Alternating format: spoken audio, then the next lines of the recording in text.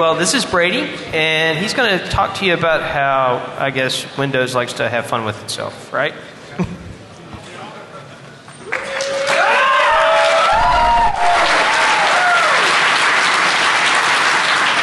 right, I guess you guys are a little too excited to watch Windows play with itself. So yeah, we'll be covering some really interesting stuff today.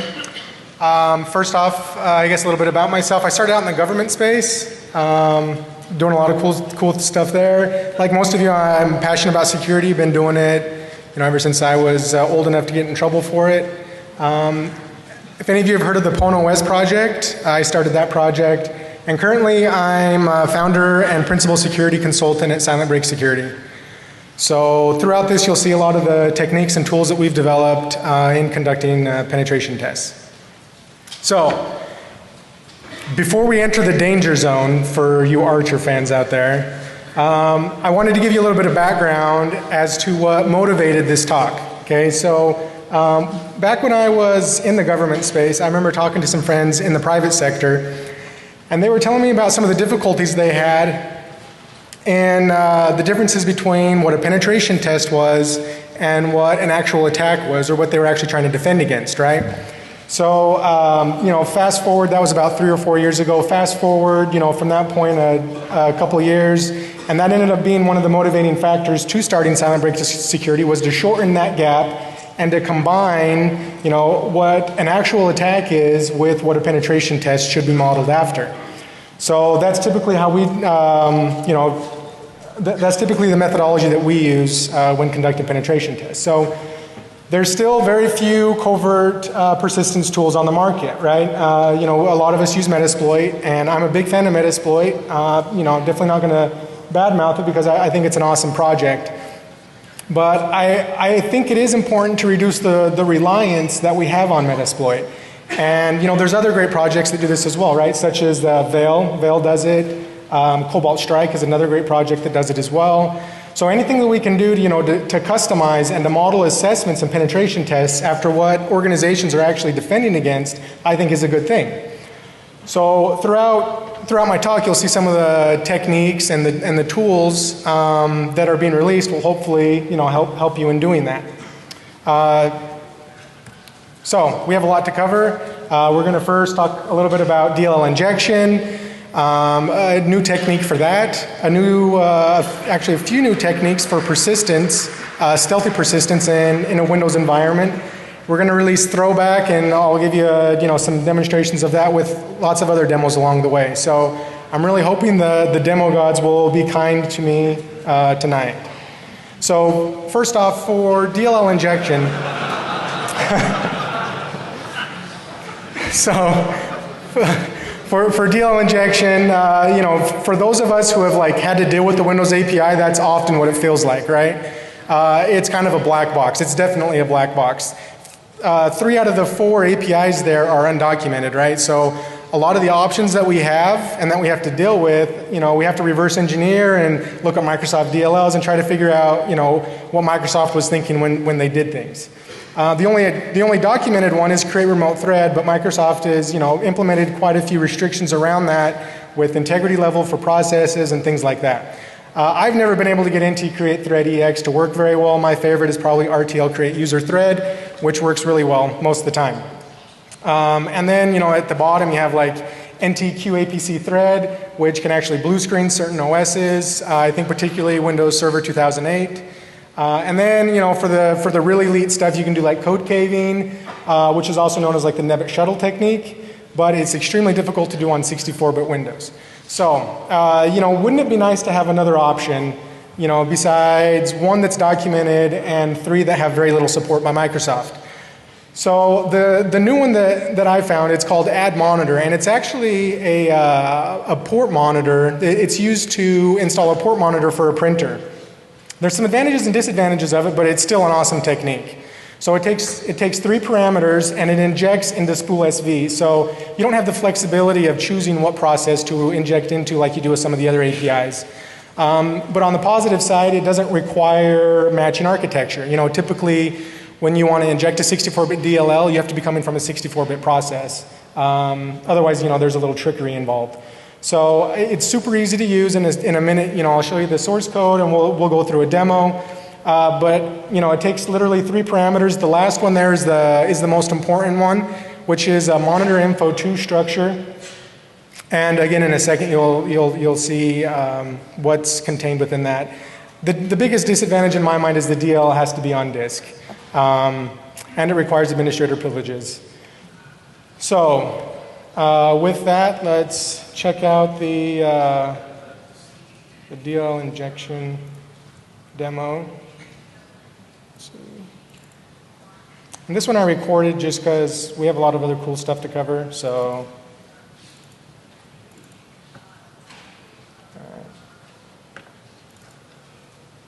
Okay. So let's see. I can't see very well from here. Hopefully, you guys can see better than me. But you can see that the command line argument that we're passing in is the name of the DLL that we want to inject, right? The part I just highlighted was the monitor info 2 structure, which again has 3 parameters. One is just a generic name. The second one is actually the architecture of the system. And then again, the third one is the DLL name that we're specifying through the command line argument. You need the SC load driver privilege, which is, you can easily obtain with admin privileges. And then the last one is, you just call the function or the add monitor API with the necessary parameters. So I guess to prove that it's being injected into Spool SV, I loaded up Process Explorer there in the background, highlighting Spool SV. So when we actually carry out the demo, you'll see that the DLL gets loaded into Spool SV. In this case, the DLL is just a test DLL that I wrote. It'll do a hash dump on the local system. So, and then it'll dump it to debug view. So, it's a pretty basic demo, but as soon as we run it, I'm going to drop back into Process Explorer here so you can see that the DLL, you should see a green line appear showing that the DLL got loaded under Spool SV. There's the green line. So the DLL is running within Spool SV right now. It just got loaded. And now if we check out the debug view, that DLL should have dumped out done a local hash dump. And you can see that it ran from the Spool SV process. So, obviously in this case I chose the DLL to do a hash dump. In your case, it can basically do whatever you want it to do, whatever you design the DLL to do. So that's the DLL injection technique. See from there. Okay, so from there, I want to talk a little bit about persistence. So first of all, there's lots of persistence mechanisms in Windows, but which one do you guys typically use? Who uses a service, first of all? Come on, you liars, raise your hand. You all know that you use a service, right? If you have system privs, that's what you typically use, right, as a service. Right? That's like what the APT1 report by Mandiant, isn't that what it said? Like 75% of all attacks create or install a service, according to my good friend, Bryce.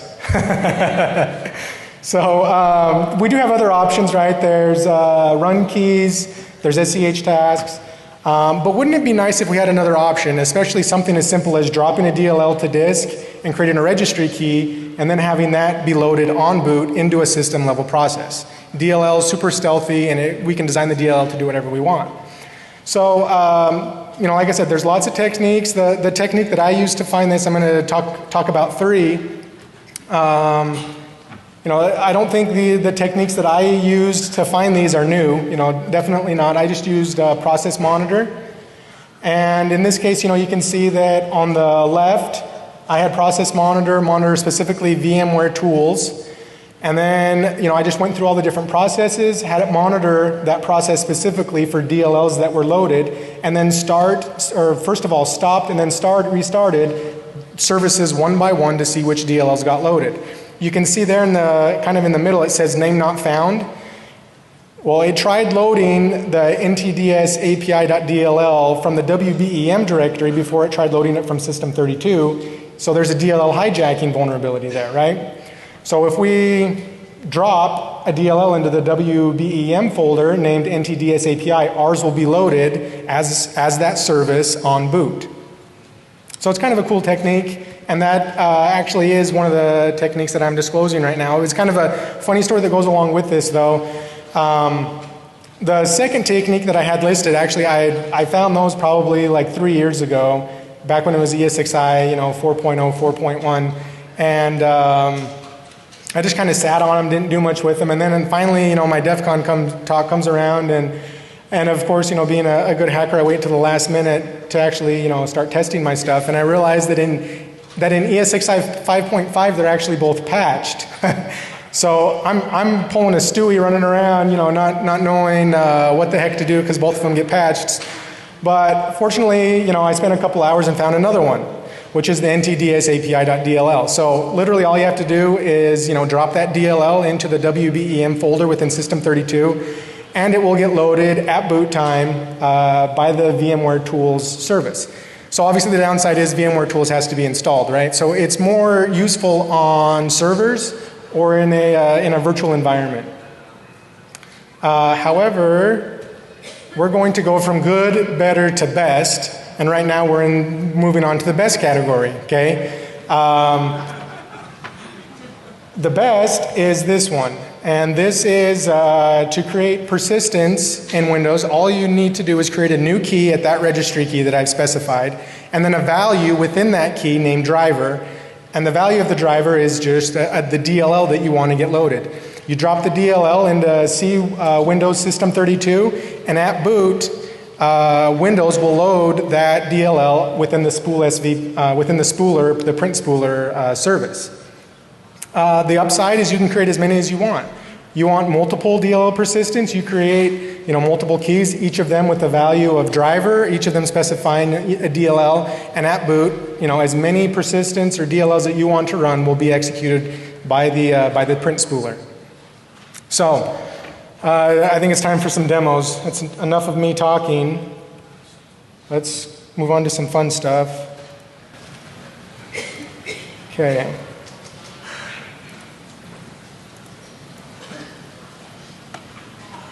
Oh wow, that is really big. Yeah, I was waiting for that.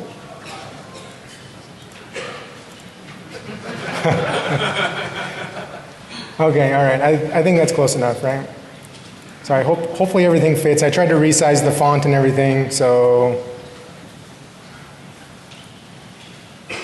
I cannot even see that. Does that run as administrator? Okay. I can see why most people don't extend the desktop. Okay, so we're going to, first off we'll do the first persistence, which is the ntdsapi .dll, okay? So that's in demo 2. And, man, that's really freaking small.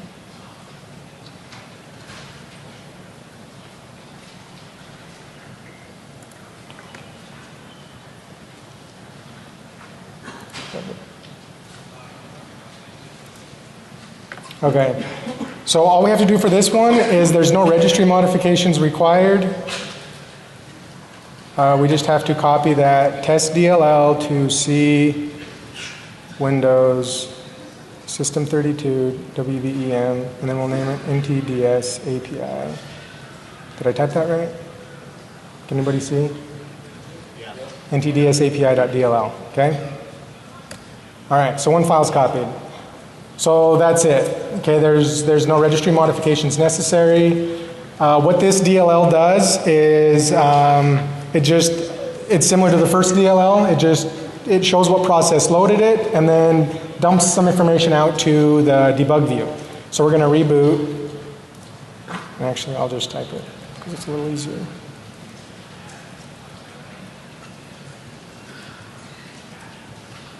Okay. So what I'm going to do is I'm going to log in as fast as possible because, again, it's being loaded as system, so it doesn't wait for me to log in to execute the backdoor or the DLL. It's going to execute as soon as the service gets started. So I'm going to log in quick, start up the debug view, and we should see that DLL being executed.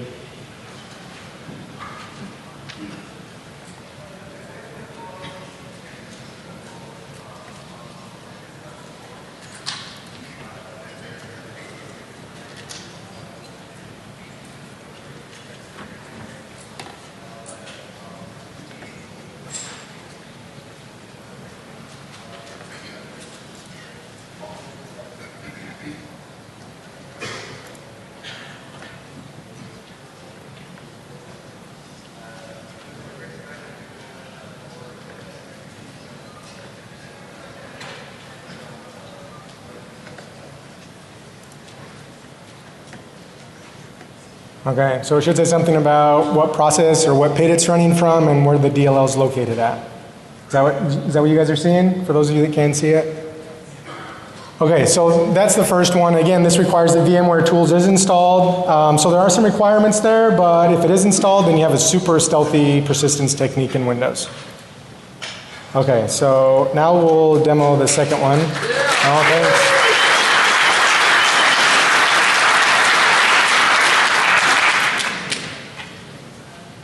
All right. The second one, like I said, I think the second one is pretty awesome. It's super stealthy, and the best part about them is, you know, when you can find logic vulnerabilities within Windows, because those are a lot harder to patch. So what we have here is we have the, there should just be a Aramis. I codenamed it Aramis. So if we run that, it just takes the DLL, you know, like I said, it must be in System32, so we'll go ahead and copy test DLL to C Windows System32, and we'll just call it aramis.dll. I think I typed that right. Okay, one file copied. So now if we just run aramis, and then just specify the DLL that is in System32. And then the test app that I wrote just asks if you want to load it now, and we'll go ahead and say no because we're going to reboot the box anyway. Okay, so if we shut down. This is basically the same test DLL, so when we reboot, we should have two persistence mechanisms on this box now.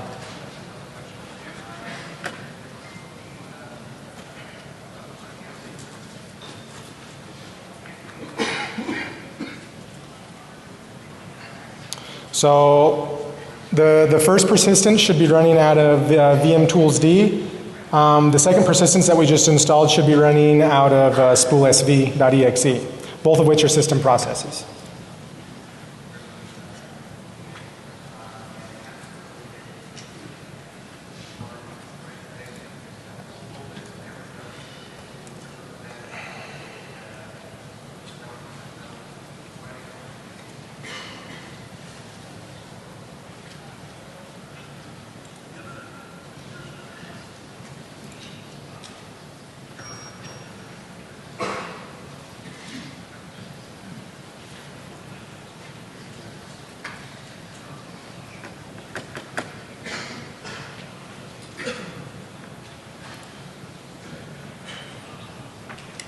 Okay, so there's one, and it looks like there's the other. So they're both running as they should.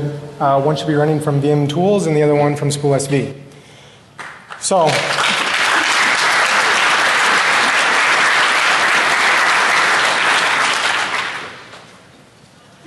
So right there we have two, you know, pretty stealthy persistence techniques. A lot stealthier anyways than installing a service, right? Because service creates all kinds of logs. It's kind of a dirty persistence technique in my opinion. But it does work. Okay, so now let's talk a little bit more about Windows APIs. I guess as a super quick prep course to throwback, we're going to distinguish between WinHTTP and WinINet. Those are the two main libraries within Windows that Windows provides you, you know, when you want to write a backdoor. So WinHTTP is intended primarily for services. WinINet, think user space. Okay, so WinINet will automatically pull user settings. It'll automatically do like NTLM authentication. Has anybody ever had problems getting out of a network that does NTLM authentication using Meterpreter? Yeah. Anybody else? Okay, well, the reason why is because there's a certain flag that you have to set. It's called the Internet Flag Keep Connection. And that flag will automatically tell WinINet to do NTLM authentication at the proxy. Okay, so as something as complex as NTLM authentication, it can easily be enabled just by setting a flag within WinINet. Oh, great. All right. Well,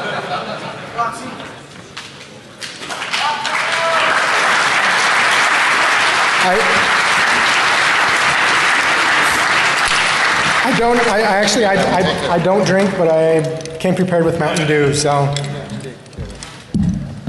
This is about us, it's not about you. Oh, okay, sorry. You can just stand there, look pretty. Well, we got it, we got it. That's it? That's all you get? That's all you get. All right. Oh, sorry. I'm not used to this. Drink Oh, it, fuck it up. We're not there yet. Thank you. On a special edition of Shot the Noob, we have a new, in addition to our new speaker, congratulations.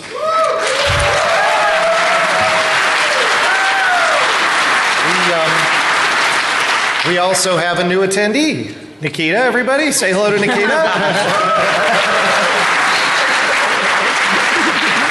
But anyway, it is very tough to get accepted at DEF CON. Congratulations. How about some love for our new speaker? Cheers.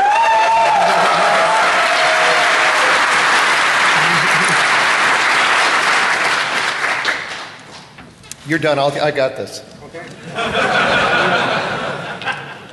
I would have done this very differently. In fact, You gotta hit the arrow key. there we go. All right. You're stealing my thunder. Shit. All right, listen, you know what? This is all crap. I'd have done it differently. You just take it. I can't even be on stage with this anymore. Who took my I alcohol? have it. Oh, shit. Oh,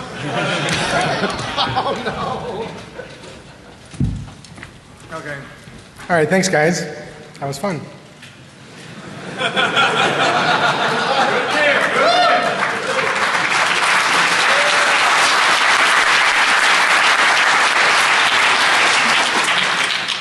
Okay, so we'll finish talking about the two different HTTP APIs within Windows. As I was saying, the WinINet one is super easy to use. You know, doing something as complex as NTLM authentication is as simple as adding the correct flag within the API call. It's important to understand the distinction because for throwback, we actually used WinHTTP. You know, based on, you know, when doing a penetration test, what's the first thing you want to do? Well, you get access to a user's workstation, and then from there you want to escalate privileges and, you know, run from a service, right? So in order to do that, that's why we decided to go the WinHTTP route, is because it's tailored more for services. So the backdoor itself is written in C++. The control panel and the LP portion are written in PHP with a MySQL backend. It was designed for stealth. You know, like I said, we're trying to converge the penetration test with what an actual attack looks like. So we want to build tools that support that methodology. So it has persistence built in, both as a DLL and as an EXE. Here's kind of a brief overview of how it works. An attacker, you know, sends a spear phishing email or, you know, however, use your imagination to gain access and infect an end user's workstation with the throwback executable or the throwback DLL and gets code execution on their box. Throwback then, you know, starts beaconing out of their proxy or firewall out to the throwback LP, which again is a PHP interface. And it has a control panel that we can then send command and control commands to the throwback backdoor. You'll notice that there's two throwback LPs in this scenario. So you can have it round robin and randomly select one of however many LPs you want to configure throwback to call back to. You know, if you want to set it up to 10, then it'll randomly select one of the 10 to call back to, however often you tell it to call back. So here are some other features of throwback. A robust proxy detection. So you remember I said that we used WinHTTP. So WinHTTP doesn't have the robust you know, user proxy settings that WinINet has. So what we ended up doing to get around this was, because it does run from a service, you can impersonate users a lot easier. So what we did was we decided to mount each user's ntuser.dat file. If it's not able to get out initially, it tries mounting their registry file, looks in their user settings for proxy settings within Internet Explorer, and then grabs those proxy settings and uses those to try to get out of the network. And it does that recursively for all users that have logged into the box for their proxy settings. Like I said, you can also set it up to use distributed LPs. So instead of calling back to the same LP every, you know, hour or 15 minutes, you can set it up to call back to 5 or 10 LPs. and it decreases the traffic to each domain. It also uses the MSGRPC interface to generate MSF payloads, which we'll be demoing in a minute as well. It uses RC4 for encrypted communications, so you can configure it to use HTTP or HTTPS. Either way, the actual payload data is encrypted using RC4. It also implements reflective DLL injection. We'll be demoing that as well. Reflective DLL injection, from a malware writing perspective, is the coolest thing ever.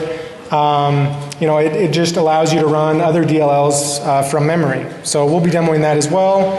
And then lastly is string encryption. So if someone does grab the binary and starts doing some reverse engineering on it, all of the strings within Throwback, before you put, like, for example, any of the domains that you wanted to call back to, you have to run it with you have to enter them into a Python script that spits out an integer array that you then copy into the C file, so the strings are not stored in clear text within the binary. So, a lot of you might look at this and be like, okay, well, what's the difference between this and Meterpreter? Well, I don't think anybody would ever say that Meterpreter, and again, I really like Meterpreter, but it doesn't really have the best OPSEC, right? So, when you type in Meterpreter script, it just like randomly generates an executable, on target, or randomly generates a service. Whereas this is designed, more for stealth, and it's not an interactive tool either. Meterpreter is for interactive access, an interactive shell on a target that you have access to. So with that, it doesn't have as much functionality as Meterpreter either. It's just more of a bare bones backdoor that can provide, stealthy, persistent access within a network.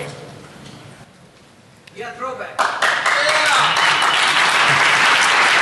All right, well, we'll be seeing a demo of it. This is the interface. So remember that I talked about how there's a control panel written in PHP. So this is how you control all the different boxes that are calling back. You can see in this case there's 4 that are calling back. The first 3 are set to call back every minute. The last one is set to call back every 10 minutes. That's changeable. When a target calls back, you can say, hey, I want you to now call back every 4 hours. If you're not going to be doing interactive operations for a while, you can change that and modify it.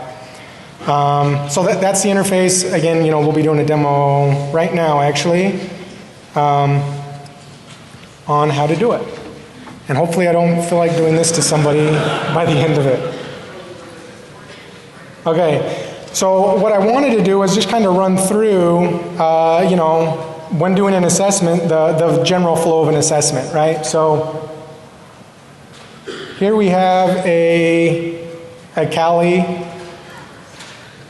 VM, and I'm going to pull this up here. Hopefully that's big enough so you can kind of see it. I know I can't see it on that little monitor, but we're going to be using the exploit.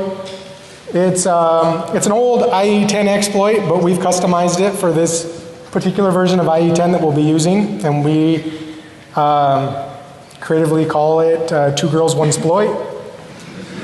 The rest of the commands are pretty basic. Setting it on port 80, it's just an IE10 exploit. The payload, though, is a custom DLL inject payload. And I think this payload is one of the most underrated payloads in Metasploit. It allows you to use a custom DLL as a payload within Metasploit. So instead of relying on, Meterpreter or, potentially getting flagged by AV, you can use a custom DLL inject payload and inject whatever, custom DLL that you want. So I suppose I probably should have started that up. That's just within that resource file. So I'm going to start up the resource file there. Let's see.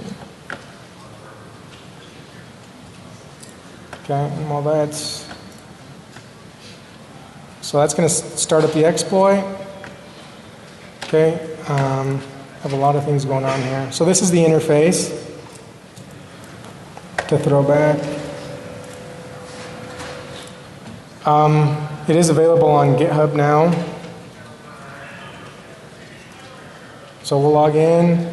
So you can see there's one box calling back. It's just a test box. You can see the last callback was like yesterday, I think, when I was testing some stuff. So what we're going to do, like I said, is come into here. The exploit, yep, it started by now. So now, obviously it doesn't matter how you deliver the payload. That's not what this is about. This is about, using Throwback as a custom payload within Metasploit. So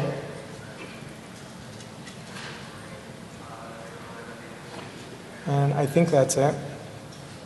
Just slash index.php. So that should, so what that's going to do is, exploit the browser, obviously. It's going to inject the custom DLL into memory.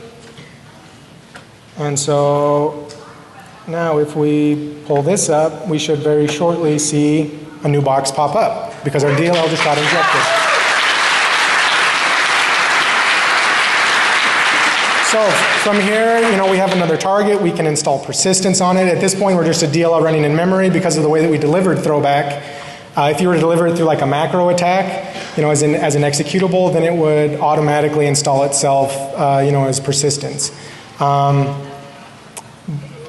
So, you can do all sorts of stuff. You can create a process list, which I think is this second one. No, that's not it. Oh, that's actually change callback time, I believe, right?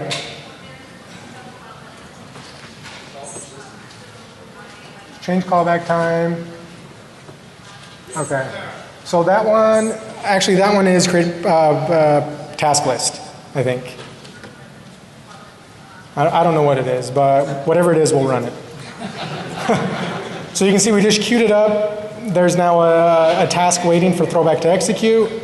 When it turns pink like that, that means it actually is currently executing it. So we can come in here and you can see it's picked up the task, and then it should return the output from that task. Yep, it was a task list. So when we have access to a box, what do we want? Do we want do we want this, or, we want shells, right? Isn't that what everyone wants? We always want a shell.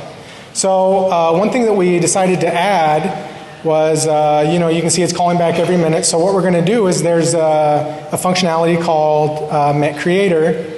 And what this does is this will generate a Metasploit payload, a interpreter payload.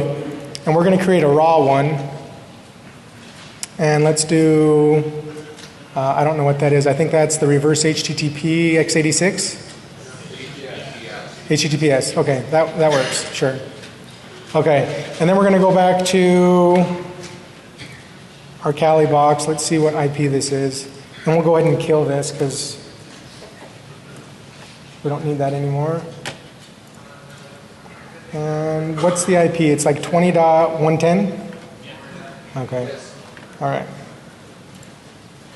Okay, so we'll come back, oh, not that, this.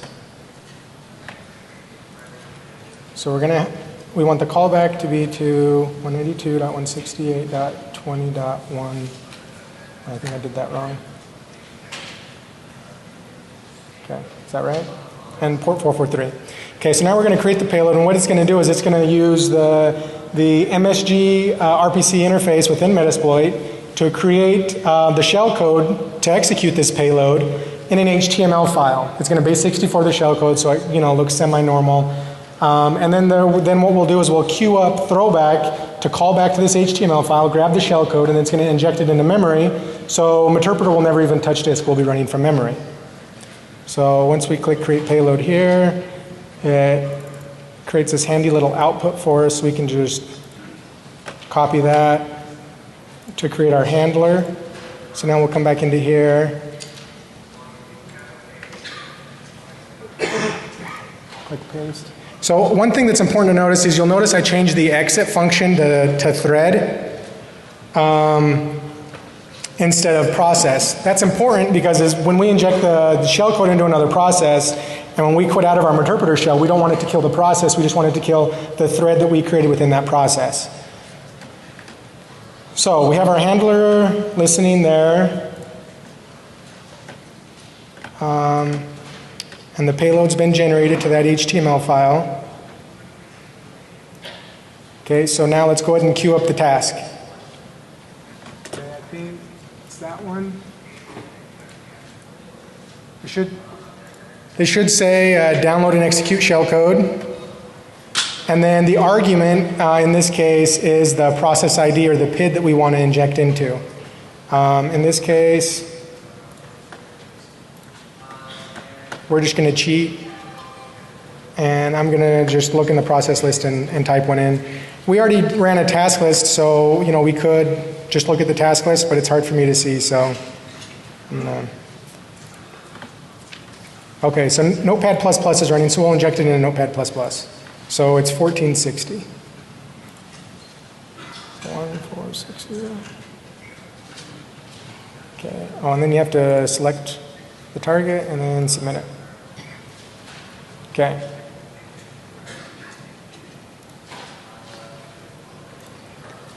And we should only have to wait at most a minute for it to execute it.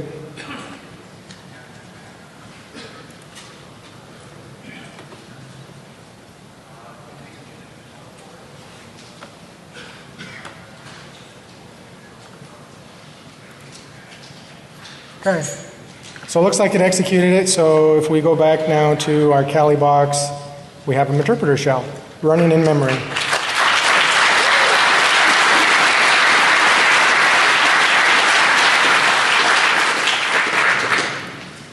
Okay.